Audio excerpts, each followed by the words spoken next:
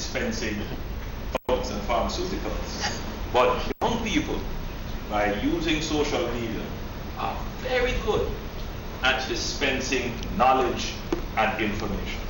And what we want to do today is enlist our young people in dispensing information that would be critical in the fight against this very deadly disease, COVID-19, and the virus which causes it, the corona COVID-2 virus. Now, many of you are probably watching on your telephones, or some of you are on your computers and laptops. Some of you are watching via television.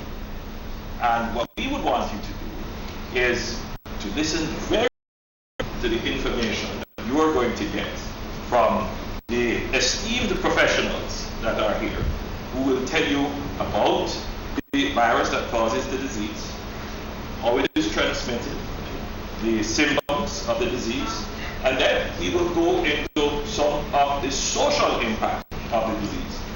Some of you are already feeling the social impact. You will have heard people talking in such a way as to suggest that there is panic. And panic is probably the worst thing that you could do in an epidemic. Panic cripples reason, and that is what we don't want. What we want is a free flow of correct information that empowers reason and changes behavior. So we are enlisting our young people in the fight against the epidemic by empowering you with information so that you can use that information in your household to have your household change behavior. Thank you so much, Mr. Prime Minister. Already we have questions coming from grade 2 students. I see one from an 11-year-old as well. That sounds like a PEP student. But let's start off first by just getting an understanding of what COVID-19 is. And I think it would be a good chance to take with Dr. Simone Spence that particular matter. Good afternoon. So COVID-19 is from a family of viruses called coronaviruses that can cause very mild disease such as the common cold, all the way up to more severe illness such as what we call pneumonia. Now, the reason COVID-19 is special, so to speak, is that we did not know about the existence of this particular virus until it was discovered in Wuhan, China in December 2019. So it is the fact that it is novel or new, which is why we're so concerned. It means, therefore, that we don't know a lot about it. We do know some things, but we don't know everything. Thank you, Dr. Spence. Let me then go to Professor Sams Vaughan, because certainly this is a new experience for all our young people in terms of what they're feeling, experiencing, what they're seeing and reading on the in their books and on the television, what they're seeing. Help us understand from that perspective how we can help our children to cope as well. Well, what has happened to children is that their whole structure and systems that they've been accustomed to, getting up every morning, going to school, all of that has been changed. And children and young people, and even adults, we enjoy structure. We get up every morning, we go to work, we enjoy knowing exactly what's going to happen. And then what has happened now is kind of suddenly the children are no longer in school, so their whole structure and systems are no longer operating. So that makes children anxious. What else makes children anxious is that they're hearing a lot. They're hearing things on the radio, and sometimes younger children, when they hear newscasts, they don't realize that it's the same 19 or 21 people. Every time they hear a newscast, they think it's another 21 and another 21 that are being affected. So the younger they are, the less they're likely to be able to understand what's happening on the news. And they also hear everybody talking about it. And if you listen to just regular people talking about it, everybody seems fearful. So children get fearful. So it's important for us that we teach children what they need to know so that they won't be fearful. And it's important for us to learn more about the virus so that we don't be fearful, so that we know what to do. once we know what to do and we can tell children what to do, then we can help them to be less anxious. Thank you, Prof. I have so many questions already lined up. I think we should go to the questions. Let me first say, though, that some of the questions today were submitted by children and young people across the island via your report. And your report is a social messaging tool made possible by the United Nations Children's Fund, which is used to learn more about the views of children and young people on a range of issues and to provide them with relevant information. It's very anonymous, so we don't know exactly what your name is. All you have to do is just tell us your age and where you're sending your question from. And then we have some on Facebook, the Prime Minister's Facebook page, that many people are watching on that are sending in questions. So let me start with a few from the Prime Minister's Facebook page. And a grade 2 student, Israel Morgan. And Israel is actually a little anxious about school and learning. So Israel is asking, do we know enough tests? Do we have enough tests? Or would we run out of things needed for the test? That's from a grade 2 student. Can you imagine? Let me see who I can put that to. Let me put that to Dr. Espinosa. Thank you for that great question, Israel. Let me just say that the World Health Organization and PAHO have provided tremendous support to the Ministry of Health and Wellness. We have, through Dr. Bullock-the-Cast, gotten some critical tests. I think we have 2,500 that were delivered last week, and arrangements have been made to provide those on a sustained basis. So yes, we do have enough for the country. Fantastic. Thank you so much. Wow, okay. James Morris, a grade 2 student, is asking Mr. Prime Minister, is coronas a lot worse than the flu? Well, I'll defer to the medical experts. Okay. All right, so again, because it's a new virus, we can't definitively say yes or no, it's worse than the flu or not. But we do know that it has a similar pattern to the flu. And so depending on what happens, we'll get to know more as more evidence becomes available. At this point in time, we recognize the fact that there are certain subsets of persons that are more vulnerable from getting more severe course of the disease. And that is why we are more concerned about our elderly population, for example, and those persons who have other diseases such as diabetes, heart disease, high blood pressure.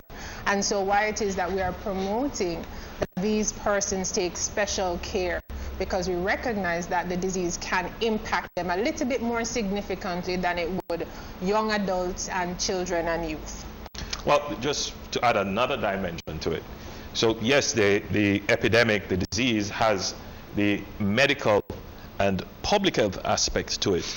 But once you get into the consideration of an epidemic, then you have the economic and social impact. And so far, because it is a novel virus, meaning we don't know, it's new to us, we don't know enough about it, it is having a tremendous impact on our ability to respond. And so it will have an impact on our economy, it will have an impact on our education system, it has already had impact on our transportation and trade.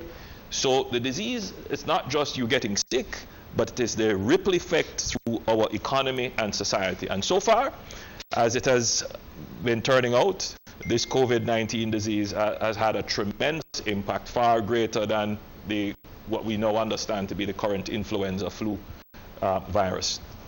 And if I may weigh in on that discussion, I just want to reassure the persons asking the question that 80% of persons, will do well, okay? And as Dr. Spence says, the ones that we worry about are the ones with coexisting diseases, but rest assured, most persons will recover and have no sequelae afterwards, or they have no complications afterwards. Wonderful. So our young people can be assured that, we are do well. fantastic. Especially well, yes. Thank you, Doc.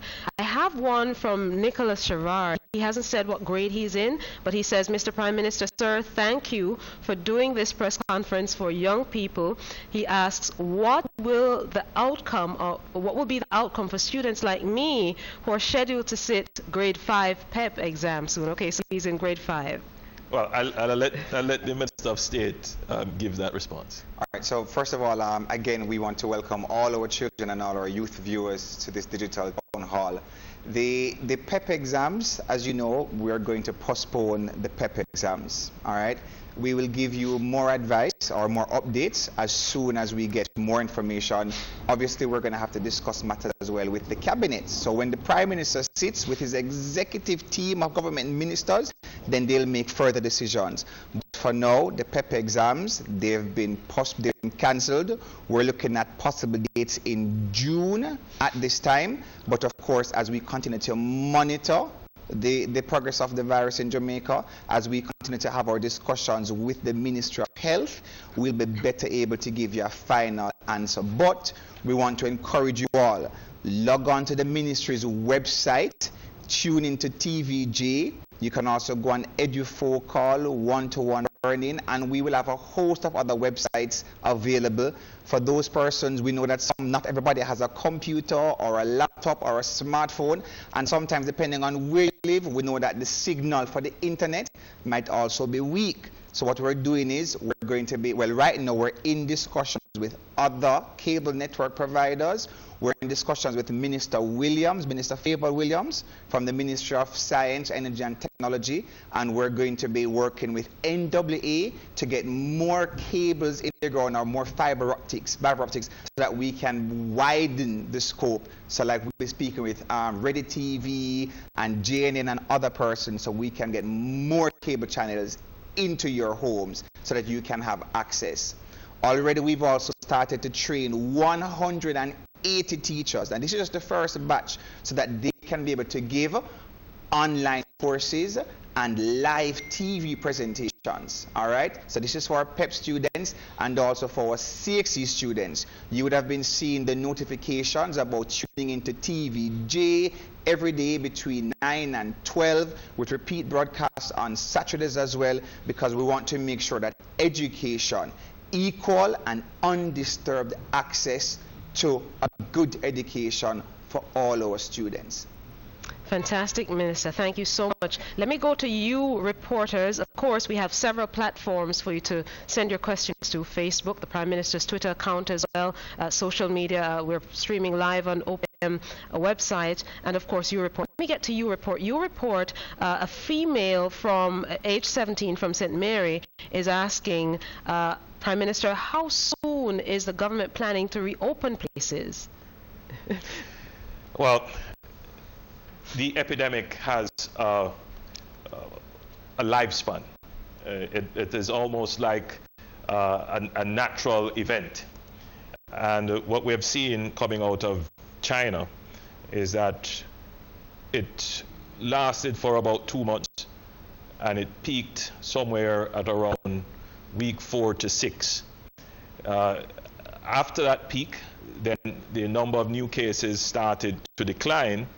And as they came out of the epidemic with a reduced number of new cases, then the government in China decided to loosen some of the measures for lockdown. So for example, in China, in Wuhan, they started to lock down that city on the 23rd of January. And just last week, we started to hear that they have started to loosen the restrictions.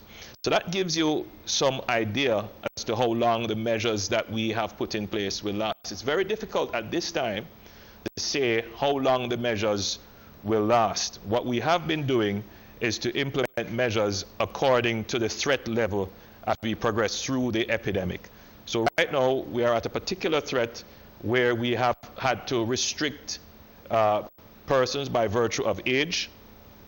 A group that is most affected, that is the group 65 and over.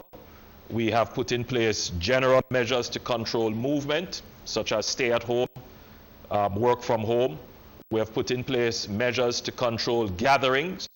So now we started with 20. By tomorrow, we'll be down to 10 persons gathering in a space. And there are other measures that we will apply as we progress through the epidemic and we see how many cases we have. So the measures that we have put in place have been very effective so far in keeping down the number of new cases. But as we reach the inflection point, meaning as we transition from what is called clustering. That is, we are able to identify the cases in a geographic area, or we have some connections established for transmission. But when we start to get into what is called now the community spread, where we can't determine where the infection came from, that is, we can't say person X got ill because they came into contact with person Y.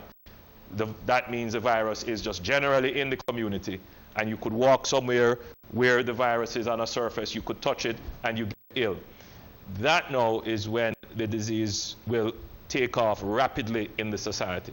And from our assessment, we believe we're close to that point, we're getting to that point, and therefore we have put in place measures to even to control movement in a much stronger way. One of the reasons why we're having this town hall with young people is to get you to understand the importance of obeying, abiding, and being advocates for the measures that are put in place. In particular, the generally recommended hygiene measures, which I'll allow the health professionals to go over, but some of the other social measures that are put in place. You might be wondering, so I don't see anyone in my community ill, so why can't I go to school? You may be wondering, why is it that my mom can't go to work? Or why is it that I can't go and see my grandmother? These are all very important questions, and I will allow the health officials and the experts to explain. But as I said earlier, sometimes in your household, you are going to be the one to have to explain, because sometimes the members in your household themselves may not be tuning into the news. They may not be reading what is on the social media. They may not be communicating with persons that have the knowledge and persons who can inform. So I'm enlisting you in your household to be the one to be the advocate for the necessary behavior change to ensure that COVID-19 does not come to your community and it doesn't come to your household. Thank you, Mr. Prime Minister. Karen from Facebook is saying, thank you, Mr. Prime Minister, for making it very simple for us to understand. I have one for the clinicians, and the clinicians really are the doctors on the set for those who are watching. Zachary, who's a grade 2 student from Jeffrey Paul, is asking why corona is so dangerous. I think that was answered a little bit. But then Owen as well wants to ask, what is the chance of survival for an asthmatic person? And so many young people suffer from asthma. Right.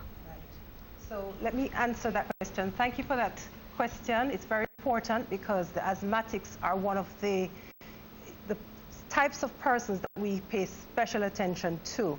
Now, as you know, your asthma symptoms, really, you recognize the symptoms, the shortness of breath, the wheezing, etc. But you know your symptoms better than most persons. So once you recognize that you are now getting short of breath, you're wheezing, or you feel generally unwell, let your parents know or let your care provider know and immediately head to the hospital. When you get to the hospital, they will prioritize you. But the most important thing is recognizing your symptoms early. Thank you so much, Doc. So then let's go to France from Facebook. France is a young adult, early 20s, France says, and they want to know what help is being given to young people like me that can't continue to work because of this. So that's a good question. So that is not part of the health impact of the virus. And so the question was asked earlier, why is the virus so dangerous? Clearly it's dangerous to health. And by virtue of its novel state, where we don't now have a vaccine and we don't have established treatment regimes and medications that are fully accepted, we also have the social impact, and that is the possible increase in unemployment as a result of the virus. The government later today will announce some assistance, what we call a stimulus and care package that will assist persons who have been laid off or who have lost their jobs as a result of the economic fallout. The program clearly would not be able to cover everyone. There will be specific rules that apply, But later on today, we will explain fully how the government intends to assist persons who would be so affected. Thank you so much, Mr. Prime Minister. Let's go back to our You Report questioners. I have a female from Kingston and St. Andrew, who's asking the response at the moment in terms of playing football games and going to the park.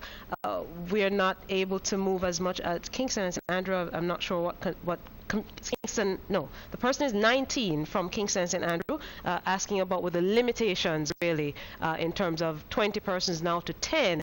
They're wondering what about their football game, essentially. Definitely no football playing, definitely. So the restrictions are aimed at lessening the probability of infection. That's what it's not going to prevent it absolutely, but it will certainly dramatically reduce the probability of the infection.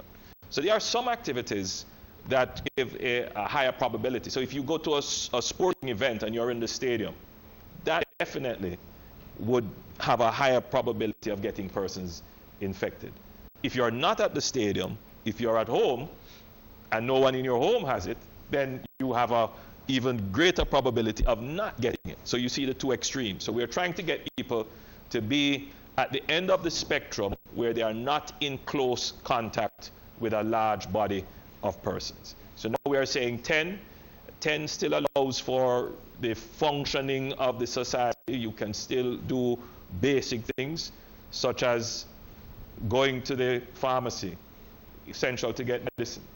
Going to the supermarket, essential to get food. If you have to move about, that's critical. But what we don't want you to be doing is going to a meeting and gathering in a closed space. That's definitely what we don't want you to be doing at this time. So football, people have been asking me, what about gyms and spas? And I would say definitely you would want to have the gyms restricted at this time and the spas as well. I thought, Mr. Minister, yes. If I could just add as well, Prime Minister, we want everybody to take it seriously. I don't want the youths them on the corner to think, say, the government are fight against them and we don't want nobody playing a football. I don't want the girls them playing the netball.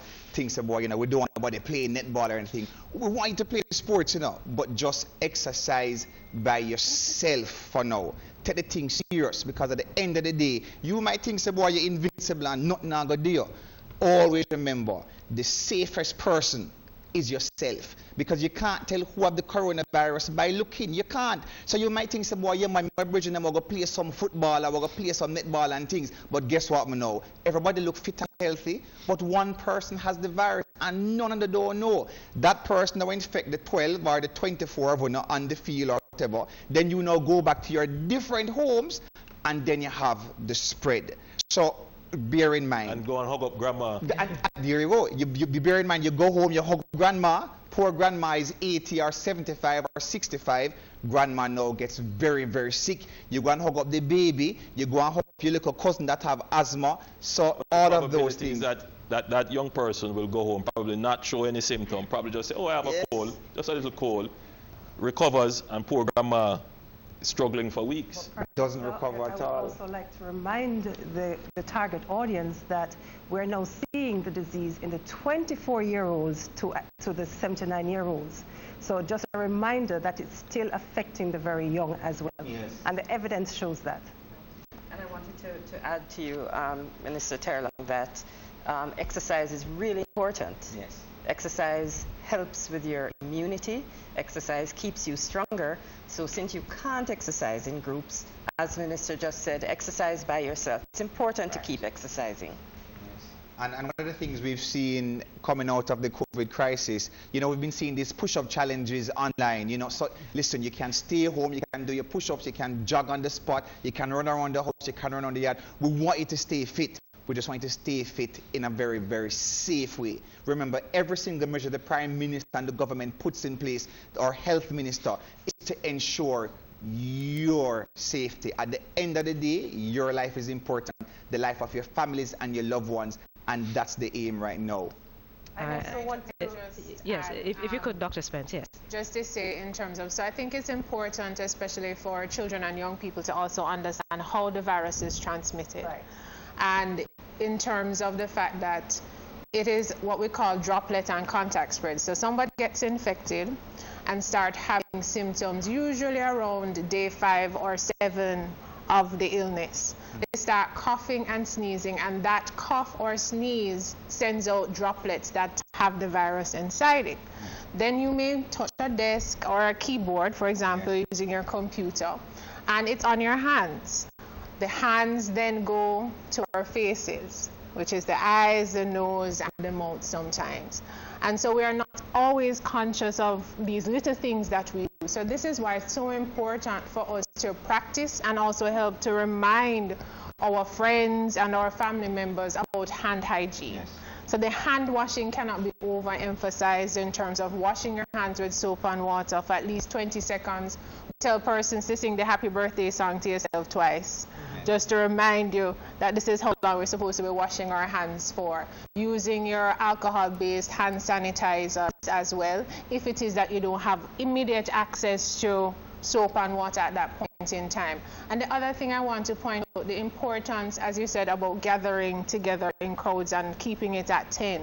But the physical distancing is very important as well. So even with that group of 10, it cannot be a group of 10 wherein we're not maintaining at least the 1 meter or the 3 feet between each other.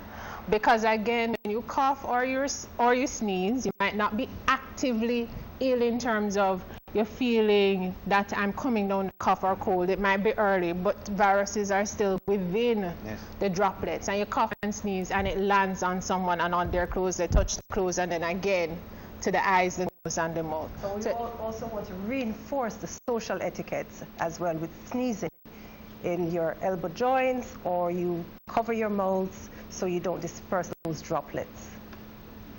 Indeed. Thank you so much. And of course, we're almost practicing the social distancing. We have a good arm's length with everybody on the set today. Okay, let me get back to you reporters. Some questions coming in from students. A nice one from a female out of Trelawney who is 13, and she asks, well, why are you keeping online schools when you said schools should be closed? Well, listen, schools are closed, but, we're not stopping education. Education continues. And what this has actually done is to show the power of the online medium. The truth is that we have always had the capacity to conduct classes online. We just have not used it. Now we are forced to use it.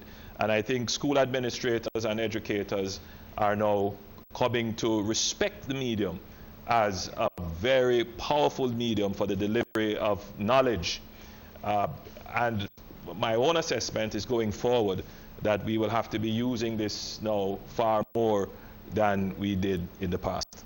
All right. I have another one for you from out of town, from your Facebook page, Prime Minister. Suzette Wint is asking, what about students in rural communities that don't have immediate access to the internet? What measures are being put in place, especially for those in Minister remote areas? In advance of that question, had given an answer. Yes, indeed. There's one from a member of the disabled community, and I'll ask Professor Sams Vaughan Deja, I believe her name is asking, well, what specifically will happen to our schooling? Will we get more time to graduate to the next grade? I think that's more an education question. Okay, let's to say yes, Prof. We must take special care of our children with disabilities, and we need to ensure that the messages are getting to them. So we're asking parents for the visually impaired persons to ensure that we are speaking with them and making sure that they're getting the messages as well, because they're getting anxious too, because they're picking up on the anxiety around them. The hearing impaired, the children who are intellectually disabled, whose minds are working at a younger age than they actually are. We're asking parents to ensure that they talk to their children and tell them exactly what's happening. Get all the facts and make sure you speak with them so that they will not be anxious. Minister. Before Minister Terrelong takes the question, though, I'd want to just tell our panelists and viewers that the Prime Minister himself commissioned a comic really to help our young people fully understand the COVID-19, and we're going to share with our viewers shortly how that's very, very important and interesting story. But Minister Terrelong, if you would. All right, thank you, Naomi. So this is a good time to address CXCs. Many of you would have been messaging me on Instagram and Twitter as well, asking about what about the CXCs and the CAPE, etc. All right, so right now everything is subject to cabinet approval, but we're looking at two options along with our regional partners. We're looking at delaying, or what you call postponing the CXC until somewhere between June and July. That is scenario one. Again, depending on what is happening in Jamaica, across the region, and of course, we will continue to be advised by the Minister of Health and by the Honorable Prime Minister. Scenario two would be considering delaying the CXC and the CAPE exams until September, October period. If we delay the CXC and the CAPE until the September, October period, again, this is all subject to what is happening with the local spread, subject to the Ministry of Health and the advice of the Honorable Prime Minister, then we would be looking at perhaps a new school year, because if exams are in September, October, we would not be able to mark the papers until November. Results would be had by December, which means that now we'd be looking at a new school year, which would start in January 2021. For the first scenario, if we look at postponing the CX and the CAPE exams in the June to July period, again, we will not be able to mark the exam papers until about August. Results would be had maybe by the end of August, early September. Again, that would see a late start to the next school year. Certainly, once the decision has been made, we will have dialogue with, for example, those transitioning from CAPE to university. We'd have to have dialogue with universities, because we would need the universities to agree as well to have that pushed back in the start of this, to the start of the school year. But again, certainly your health is our priority. We're looking at the multiplicity of scenarios, keeping in mind that we do not want education to be disturbed. Notwithstanding, we still want everybody, as the question the Prime Minister said, the physical school building is closed, but education continues. So it's for listen, you see, once you discipline, right? Once you discipline, and your parents are there to help you as well, and you know, Prime Minister has always indicated that we want to include the family, because the family must be a part of the educational structure. It can't be government and the teachers them alone, you know. You understand? So we want the home, the parents and the older brothers and the older sisters. We want everybody to be involved. So this is a good way now for that family bonding. That mommy can help the younger ones with the 2 times and the 3 times. The older brother can help them with the physics and the chemistry, or the engineering and the woodwork. So it continues online and on television. Minister, yes. just to say that as it relates to the exams, and it could be quite a bit of anxiety around them. Everyone should recognize that this is a system-wide disruption. Yes. Meaning that everything is disrupted. Right across the world, right across Jamaica, right across all communities. And therefore, the government has to look at how it sequences everything when we get back online. Right. So one of the things you can be assured of is that we would not place you at a disadvantage, because obviously this was not your fault. So we will make the best decision to ensure that you are not disadvantaged in any way. So there are many ways to treat with the situation, and we will figure out the best way in collaboration with our partners in CXC, because remember, it would not be a Jamaica decision alone. Thank you, Mr. Prime Minister. Dr. Espinosa, I just yes. want to say education is very important, and I know there are a lot of young people out there who want to become doctors like us here on the panel, and so we endorse the view, or Prime Minister. So we want to encourage those young persons in our target audience to continue use the resources that are available, because we want you to be taking over from us in about 20 years' time. Indeed. Thank you so much, In Doc. fact, Naomi, just to indicate that Cabinet also, if I may, Mr. Prime Minister, Cabinet has also approved the acquisition of 100,000 tablets. All right, we're expected to have the first 40,000 of those tablets by June. 16,000, the first 16,000 will be here shortly as well. So why we're doing this again as a government is because we understand that some persons don't have access, and we want to make sure that, as I said, equal access, equal undisturbed access to education. So we will have, again, provided we will have the right resources distributed, just like we've been doing with the PATH program, so that we ensure that those who are on PATH program, you continue to get your meals every single day through the cooperation and organization of the principals within the school system. So you can expect an additional assistance by virtue of the tablets that will be coming out soon. Thank you so much, Minister. Prof, I want to go back to you because there are specific questions, especially for persons with disabilities. Cherna wants to find out, what are you doing, and I'll read the question as is, what are you guys doing for children with ADHD? Now, children with ADHD enjoy structure. They really need structure. So their parents will need to make sure that their day is properly structured, because they really need that structure to function. It's a good thing the Ministry of Education has put out some schedules for parents to follow so that children can have structure in their day. But it is really important that parents make sure that they're structured. The other thing that's really important for parents to do with regards to structure is to ensure that children are safe. During holiday periods, and though this is not a holiday period, it's similar in that children are at home. During holiday periods, children have a higher risk of injuries, accidents, and abuse.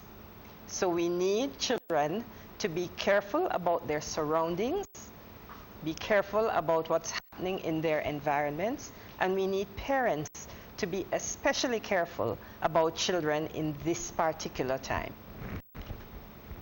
Thank you so much, Prof. And one of the things that I want to point out as well, that we ensure that we at least try to bring in as many of the members of the disabled community. I mean, we also have all of the press conferences with sign language support that also helps that process. I have one for you, Prime Minister, from a university student, and I have several really that are in a similar vein. So let me take the one from Melanie Lothian, who asks, as a university student and school remains closed, would I have to redo incomplete modules and pay again to have them done? Well, it's very difficult for me to answer on behalf of the university. Each university will have their own requirements, except to say that, I said it before, this disruption is not your doing. And once you have complied with all the notices and requirements of the university, then the government would not support any measure that would place you at a disadvantage. So I think the universities should pay attention to that statement as well, and I think you should take comfort in knowing that the government will have a very keen eye in ensuring that students are not unfairly disadvantaged or penalized for a disruption that was not your doing. All right, fantastic. Thank you so much, Prime Minister. I think, many people would have been comforted by that, especially university students who there are many questions from them just concerning that one particular issue.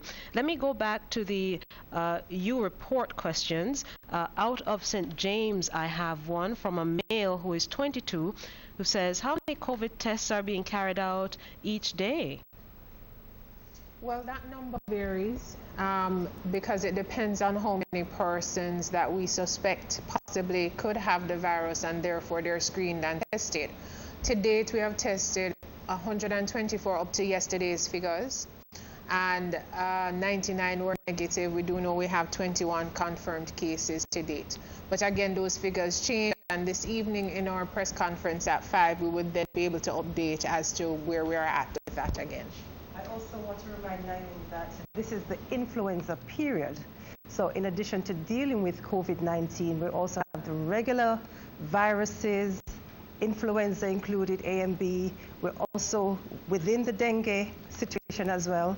So there are other things going around that we are also addressing from a public health standpoint.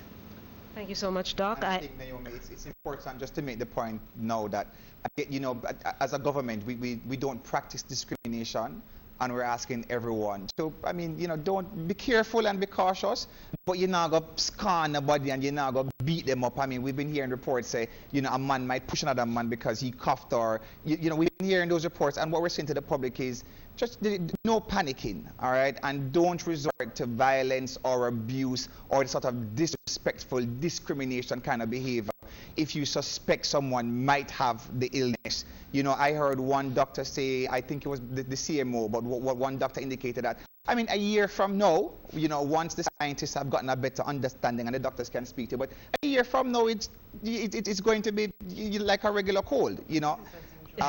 Business as usual, right? Okay, good. So the doctor has said, because I was kind of like, yeah, pass. This too will pass. This too will pass. We've been through a number. I disagree. I think you will have a new normal in operation.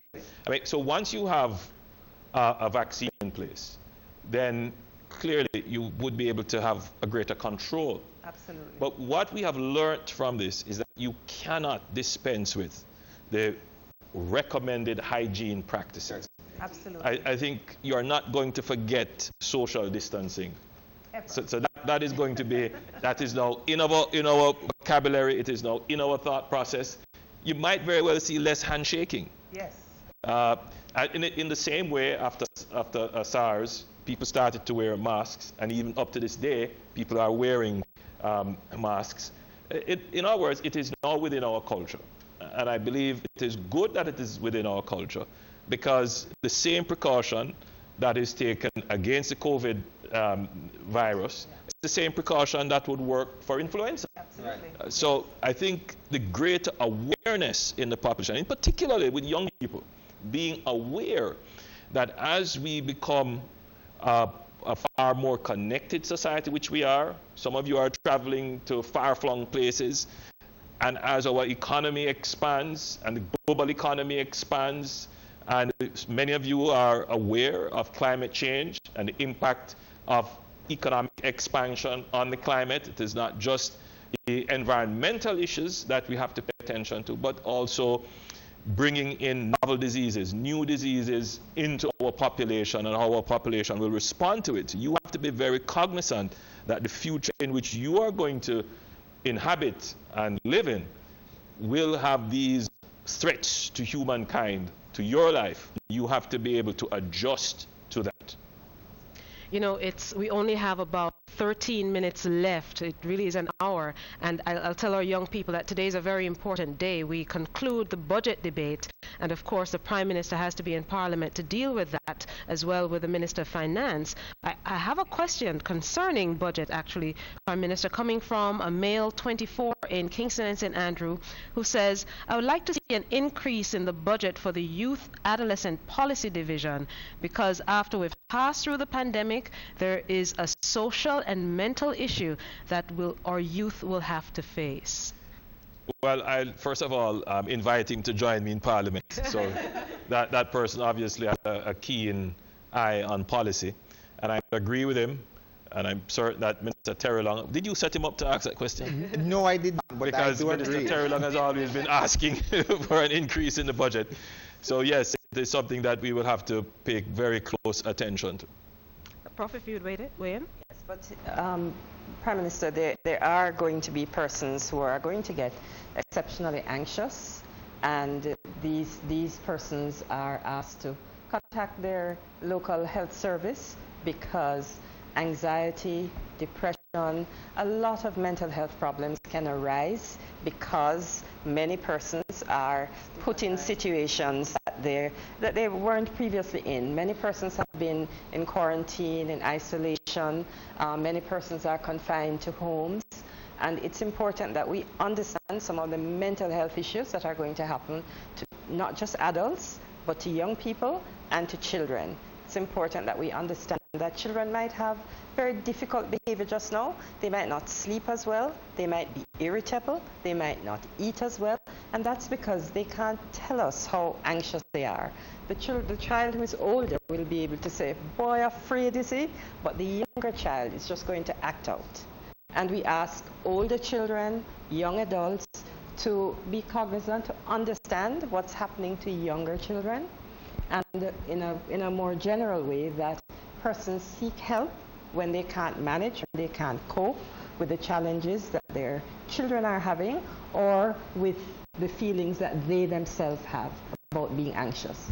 Professor, can I take it another level? Because a lot of parents are watching with their children. We're getting a lot of the photos coming in of them actually tuned in. How can parents properly and practically help in this time as well with anxious children? All right. So the first thing is for parents to get information themselves and make sure that they get the information from the right source. There is so much that's out there that is so wrong. So parents need to inform themselves from the WHO, from the Ministry of Health, from sources that we know to be reputable. UNICEF. Sources that we know to be reputable. So parents arm themselves with the proper information. That's number one. Number two is for parents to ensure that they speak with their children. Please note I didn't say speak to, I said speak with. Speak with means that you speak and you listen. So you give your children the information, but hear from them what they're thinking so that you can address the concerns that they have in the way that you can best do so. Give children information at their level. So a preschool child may only need to know now that, why I can't go to school. They only need to know that, a lot of people are getting sick and we don't want you to get sick. So we are making sure that we are keeping you healthy by keeping you at home. They may not need to know a whole lot. Your son who is doing biology at school may be able to tell you more about viruses than you know. And so it's important for you to have a discussion with your children at the level that they can understand. Finally, it's important to tell your children when you don't know. If you don't know the answer to something, tell them you don't know. And tell them that you're going to find out. And ask them to help you find out. They may be able to find out quicker than you. Because they know they know how to get on the social media. What you need to do is to guide them as to the media that's accurate and the media that they can understand. And, we try, when we see our children getting anxious, we hug them a little more, we cuddle them a little more, we make them feel more secure. Thank you so much, Prime Minister. Yes. That the National Parenting Support Commission, this week we will be rolling out 32 phone lines to help parents to, answer any questions you have about your children, behavior, how to create, an appropriate learning environment for them at home, how to adjust, how the family itself will adjust to life in this time of COVID crisis. So it will be 2 phone lines per parish. Kingston and St. James will have 4 lines each. So we'll publish the phone lines this week, so parents, you'll get additional support from trained sociologists and trained counselors as well to deal with those issues. And just to piggyback on that, sorry, Prime Minister, we still have the 24-hour helplines in the Ministry of Health and Wellness, all fully functioning, operational. Technical guidance is provided for the parents if they need that sort of expertise. So we've just commissioned a comic. I don't know if people still read comics. I used to read comics when I was growing up. They do. But we hope to convert that into an animated series. So it has quite a bit of information about the COVID virus, the COVID-19 disease, how you should cope, how you should respond, and trying to seek behavior change.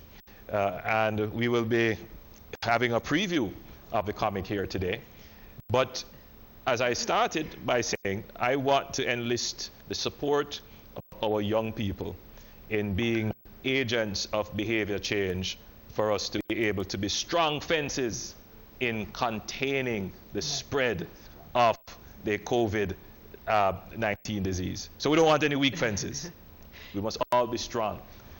And what that means is that we have to be able to resist the impulse to disobey the impulse to break the law, the impulse to disregard the advice.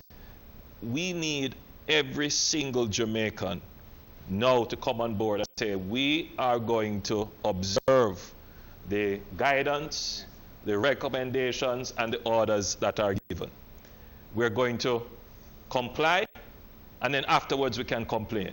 But let's comply. So if the government says, we are asking all persons who can work from home to work from home, compulsory in the government sector, and the private sector should look at their own operations and make that determination. We are expecting parents to comply. So you, as a young person in the home, should really be asking, Mom, can you work from home? Why not? This is a kind of conversation. That's how you become an agent of change. Because I do know of situations, for example, where the parent decides to go to work, even though they are ill. We don't know what they have, but they are showing influenza type, flu type symptoms, and go to work. Now, I'm hoping that our young people who would have watched this program today would become agents and say, Mom or Dad, you're sick. You should not really go to work. Call in and explain. And if you are showing signs of distress, then don't just jump on a taxi and go to the hospital. Call ahead. Get support. And we want to enlist you in this, because it is when our young people make the change that the entire society changes. And that's the purpose of this digital online town hall. And by the way, as we progress through the epidemic, we will be using this format far more in interfacing with you, the people of Jamaica. Thank you so much, Prime Minister. That's very, very important. I want to squeeze in two more. And I wish I could do a voice like yours, because this comic is so very interesting. If they could go to page 1, for example, where you start off by making the announcement, the government will be closing schools for 14 days. I can't do it as deep as your voice is. But really, it tells the story of a little girl, her grandmother, her mother, having to listen to the announcements that you've made, sir, and how they deal with it. The main and overarching message is really that COVID-19 is not a death sentence, and this is very important as the children maneuver the comic as well, and we hope that they'll find it very, very important and informative as a tool for them to educate themselves and to help others as well throughout this period as well. So we'll make it available online for those who are watching. We will make it available online, sir, and I'm sure that at some point when you pop up at somebody's school, you'll read the entire story for them as well. I have one more question, two actually, from our young people. One having to do with the doctors who can answer that. Can you get COVID-19 twice? And Mr. Prime Minister and Minister Terralong, given that a lot of the young people, especially 20-year-olds, like to party, they're asking specifically about when are we going to be able to party again? So we'll close with those two questions. So as it relates to whether or not you can get the virus twice, we don't know enough at this time about the novel coronavirus. So perhaps in another 6 months or a year, when we have more knowledge about the virus, we can answer that with more evidence-based medicine. All right, thank you. Well, I've been seeing parties online. Someone sent me a link, and We went to one, Mr. President. we went to I don't know about that. but I'm seeing where they move parties. Big part online. Yeah, they move parties online, and everybody seems to be quite fine. Well, look, we will get through this crisis together, and we'll have a big social distancing party after. But we are now in the very early stages of the epidemic. Things are going to get worse in terms of the number of persons who will get infected, and it is very important that mentally we are prepared that this will happen. However, we do not have to reach an uncontrolled peak, meaning that we have taken the measures to suppress the highest number that could possibly happen. And we are trying to suppress that number to be within our capabilities to respond. And our capabilities to respond are determined by the number of beds that we have, with support, meaning ventilation, ventilators and other forms of support, nurses and doctors. If everyone plays their part, we will overcome this in a way that we can all be proud of, and in a short period of time. But you should bear in mind that COVID-19 and the virus that causes it, the corona SARS-CoV-2 virus, it's such a long name, that is now in our society. It will be there for a very long time. I doubt it will disappear, but we would be in a far better position in managing it. So do your part. Be a strong fence. Encourage others to be a strong fence. And if we are all strong, then we'll be able to keep the virus from spreading in the society. Thank you.